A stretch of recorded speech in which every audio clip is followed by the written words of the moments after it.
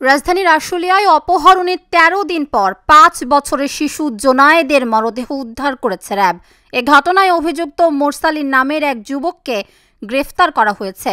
RAB ৪-এর company commander Nazmul Islam জানান, গত ১৬ August বিকেলে শিশু জোনায়েদ নিখোঁজ হওয়ার পরে তার পরিবারের সদস্যরা থানায় এবং র্যাব অফিসে সাধারণ ডায়েরি করেন।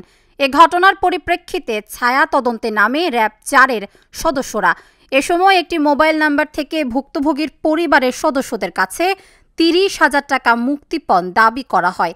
পরবর্তীতে অভিযান পরিচালনা করে আশুলিয়ার ধামসোনা ইউনিয়ন সংলগ্ন ফারুকনগর এলাকা থেকে অভিযুক্ত মোরসালিনকে গ্রেফতার করে র্যাব। তার দেয়া তথ্য মতে একই এলাকার বড়টেকের একটি জঙ্গল থেকে নিখোঁজ শিশু জোনায়েদের মরদেহ কঙ্কাল উদ্ধার করা হয়।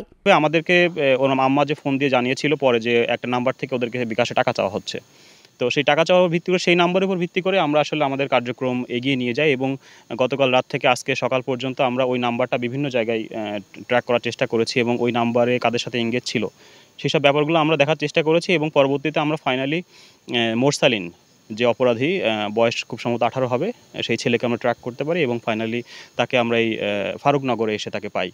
তো তাকে পাওয়ার পরে তার তথ্যের উপর ভিত্তি করেই আমরা যেটা জানতে পারি, এই মোরসালিনের সাথে যে ছেলেটা মারা গিয়েছে জুনায়েদ, 5 বছর যার বয়স, সে একই পাশাপাশি থাকে, তারা প্রতিবেশী আর কি।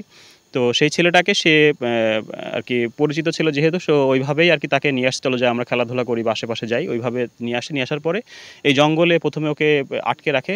তো উদ্দেশ্য ছিল মূলত ওই মোরসালিন বেশ কিছু টাকা দেনা হয়ে গিয়েছিল আশেপাশে, তো ওর উদ্দেশ্য ছিল ওই দেনাটা যেন শোধ করতে পারে, তার বাবা মার কাছ থেকে যেন মুক্তিপণ হিসেবে 20-30 হাজার টাকা নিলে সে হয়তো সেই দেনাটা শোধ করতে পারবে।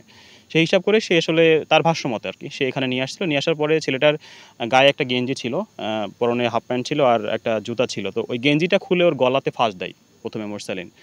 ফাঁস দেওয়ার ফলে সে প্রথমে ওই অবস্থাতেই খুব সম্ভবত মারা যায় আর কি। মারা যাওয়ার পরে তো ওখানেই ফেলে রেখে যায়, 16 তারিখে ওই দিনই ফেলে রেখে চলে যায় মোরসালিন। যাওয়ার পরে পরের দিন আবার সে আসে, সারা রাত এখানেই ছিল ছেলেটা পড়ে।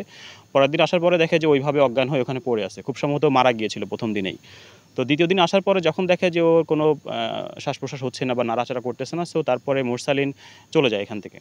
চলে যাওয়ার পরে এই মাঝখানে যে 16 তারিখ থেকে আজকে হচ্ছে এই যে 29-30 তারিখ পর্যন্ত, এর মধ্যে আর মোরসালিন আর আসেনি এবং এর মধ্যে খবর নেয়নি আসলে ছেলেটার কী অবস্থা বা কী হয়েছে এখানে।